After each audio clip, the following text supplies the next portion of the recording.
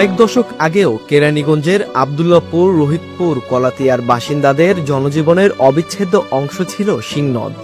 আদি বুড়িগঙ্গা থেকে ধলেশ্বরীতে মিশে যাওয়া এই নদের জলধারার প্রবল গর্জনের কারণে স্থানীয়দের কাছে এটি বেশি পরিচিত ছিল সিংহ নদ নামেই। তবে বর্তমানে দখল আর দূষণের ভয়ঙ্কর ফাঁদে নিজের চেনা রূপ আর যৌবন হারিয়েছে নদটি। কোনো এক সময় মুন্সিগঞ্জ, দোহার, নবাবগঞ্জ থেকে ঢাকায় ব্যবসায়িক ও যাতায়াতের অন্যতম পথ ছিল এই নদ। তবে বর্তমানে স্থানীয়দের বলা ইতিহাস আর সরকারি কাগজে কলমে টিকে আছে এর অস্তিত্ব। সরেজমিনে খরস্রোতা এই নদ পরিণত হয়েছে শুধুই ময়লা আবর্জনার ডোবায়। নানা গান্ধা একটু চিকুন টুকুন পাইপ দিছে, পানি আসতে পারে না, স্রোতও নাই।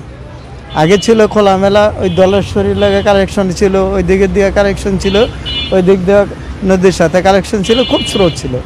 স্রোতের কারণেই তো সিংহ নদী। আমরা তো চাই এখন সরকারের উদ্যোগ নেক, এটারে কাটুক, কাইটা আবার আগের মতো স্রোত। আমরা তো এই নদীতে নাইমা গোসল করতাম, আমরা মাঝখানে যাইতে সাহস পাইতাম না, এত স্রোত ছিল। আমরা তো চাই যে আগের জীবনটা আসুক নদীর, আমরা আবার আগের মতো দেখি। স্থানীয়দের অভিযোগ, বছরের পর বছর দখল, ভরাট আর অপরিকল্পিত নগরায়নের কারণেই হারিয়েছে সিংহ নদের প্রাণ।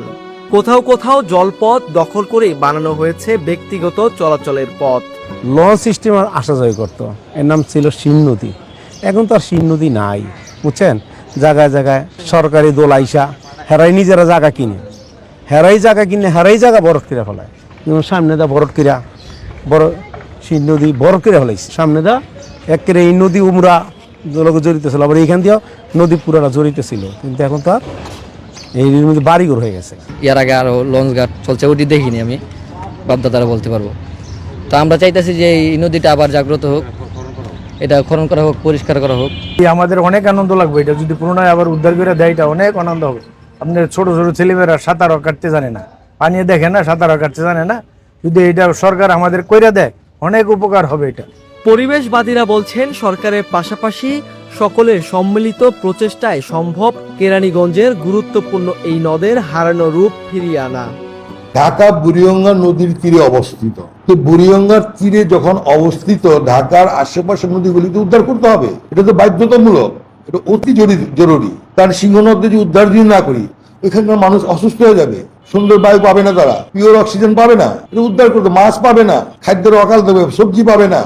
গুরুত্বপূর্ণ এই নদ দখল ও দূষণ মুক্ত করে এর হারানো যৌবন ফেরাতে শীঘ্রই কার্যকরী ব্যবস্থা নেয়ার আশ্বাসের কথাও জানান কেরানীগঞ্জ উপজেলা প্রশাসন। আচ্ছা, ওই সিংহ নদ নিয়ে আপনার আমাদের ইতিমধ্যে কাজ এমনিতে চলমান আছে। আসলে কোন কোন জায়গাগুলো আপনার দখল, সেই দখলটা আপনার দেখার জন্য ইতিমধ্যে আমি এসিলেন্টকে নির্দেশনা দিয়েছি। এসিলেন্ট আপনার দু একটা জায়গায় আপনার পরিদর্শন করে আসছে। তো আশা করছি এটা আমরা চিহ্নিত করে ফেলতে পারবো কিছুদিনের মধ্যে, এবং আমরা ঊর্ধ্বতন কর্তৃপক্ষকে জানাবো কিন্তু ভেরি দ্রুতই। একসময় নিজের জলপ্রবাহের গর্জনের কারণে যে নদের নাম হয়েছিল সিং থেকে সিংহ নদ, অসচেতনতায় আজ সেই নদ হারিয়েছে নিজের যৌবন, নিজের প্রবাহ, নিজের পরিচয়।